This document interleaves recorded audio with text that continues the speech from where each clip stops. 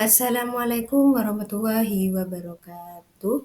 Baiklah anak-anakku semua, untuk pembelajaran pada hari ini, sebelum kita memulai pembelajaran, kita awali dengan membaca doa sebelum belajar terlebih dahulu.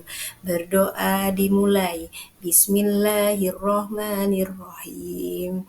Raditu billahi robba wa bil islami dina wa bi Muhammadin nabiyya wa rasula rabbi zidni ilma warzuqni fahma amin ya rabbal alamin.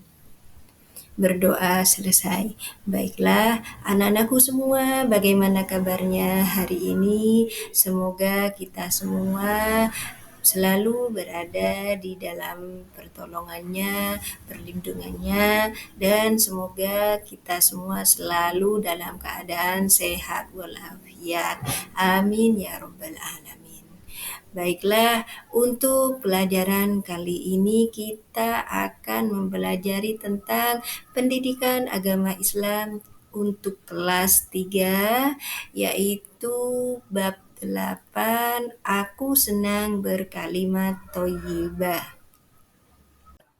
Sebelum kita membahas lebih lanjut pembelajaran tentang kalimat thayyibah, maka kita terlebih dahulu harus mengetahui tujuan pembelajaran hari ini.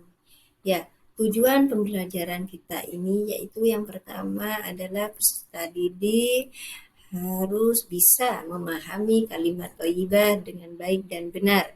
Selanjutnya, peserta didik harus bisa mempraktikkan kalimat thayyibah dalam kehidupan sehari-hari.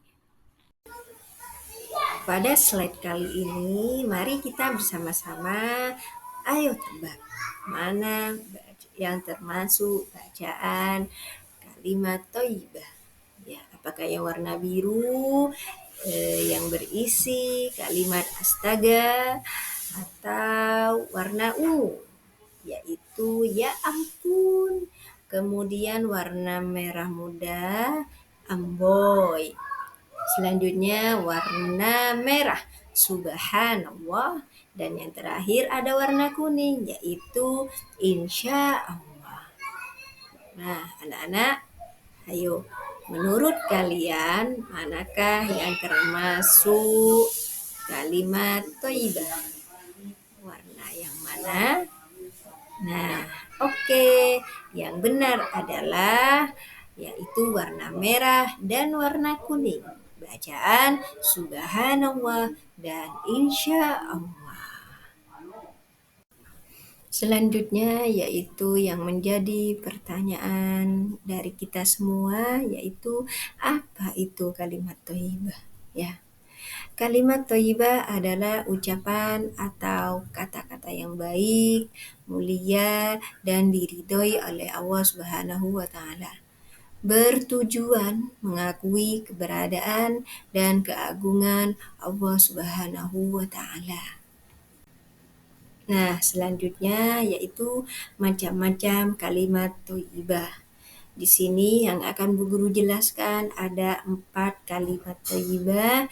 Yang pertama adalah subhanallah, yang kedua masya Allah, yang ketiga insya Allah, yang keempat Allahu Akbar.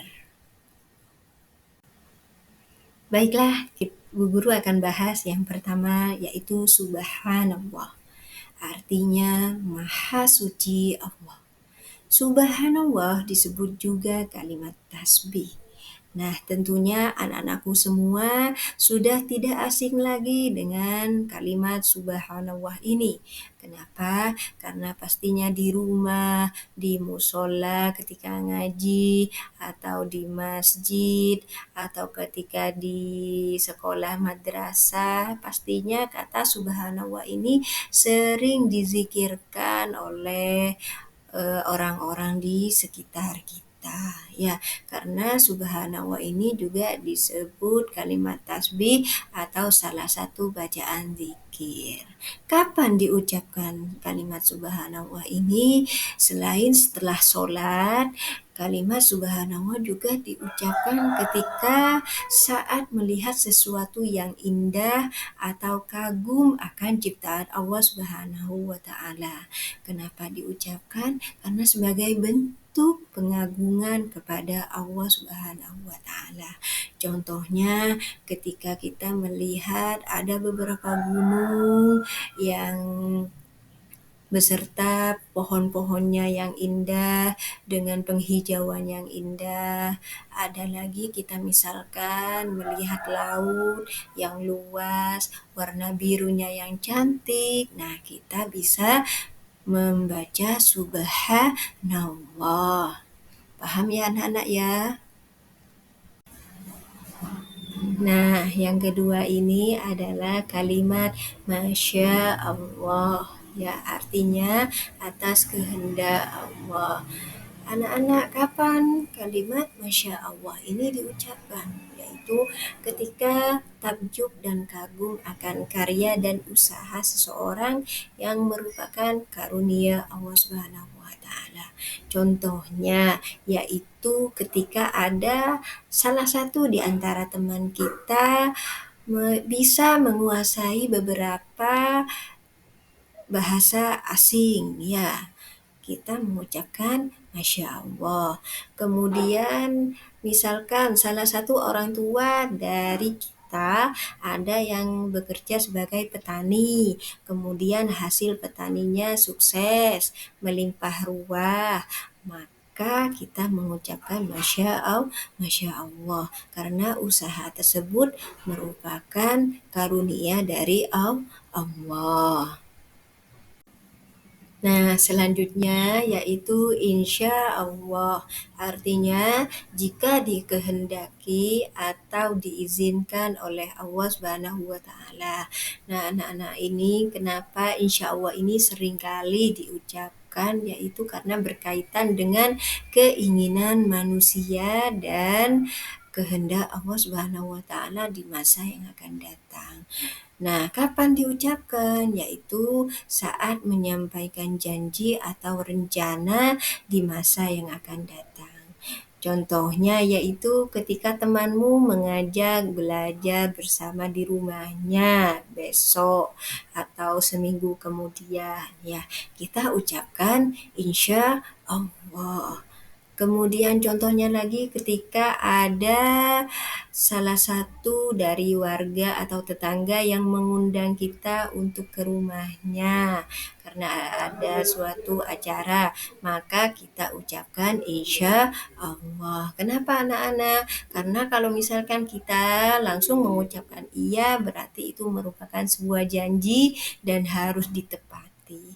Nah, kalau harus ditepati, kita tidak tahu, umur kita tidak tahu kapan, hanya Allah yang tahu.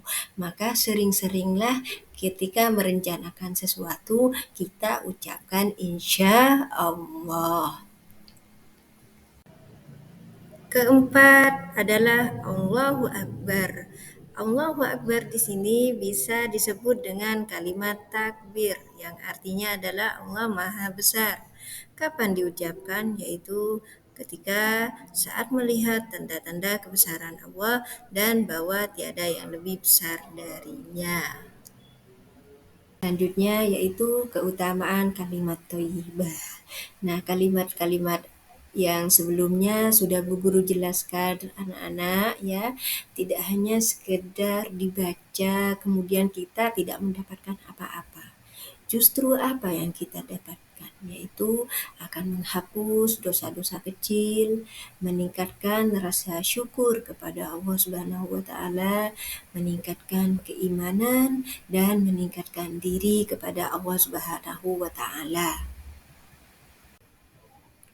Nah, kesimpulan pada pembelajaran kali ini yaitu jadikan kalimat thayyibah bagian dari hidup kita mulai dari sekarang untuk meraih keberkahan.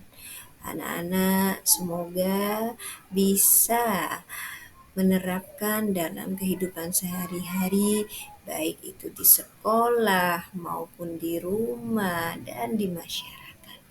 Jadi kita biasakan lisan kita untuk selalu membaca apa saja anak-anak, ya, yaitu subhanallah, masya Allah, insya Allah, dan Allahu Akbar.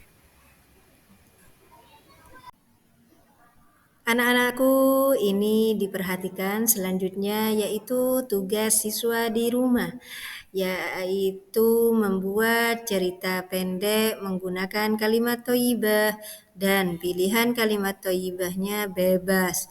Yang penting berkaitan dengan kalimat thayyibah yang sudah kita pelajari pada hari ini.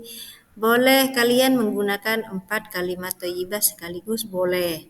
Itu Bu Guru bebaskan kalian memilih berapapun jumlah kalimat thayyibah yang akan kalian gunakan ketika membuat cerita pendek di rumah. Pembelajaran pada hari ini akhirnya sudah selesai juga. Baiklah anak-anak, sebelum Bu Guru akhiri, marilah kita membaca doa. Sudah belajar terlebih dahulu, berdoa dimulai. Bismillahirrahmanirrahim. Subhanakallahumma wa bihamdika asyhadu an la ilaha illa anta astaghfiruka wa atubu ilaik. Alhamdulillahi Rabbil Alamin. Berdoa selesai. Terima kasih anak-anakku semua atas perhatiannya. Sampai jumpa kembali. Bu Guru akhiri. Assalamualaikum warahmatullahi wabarakatuh.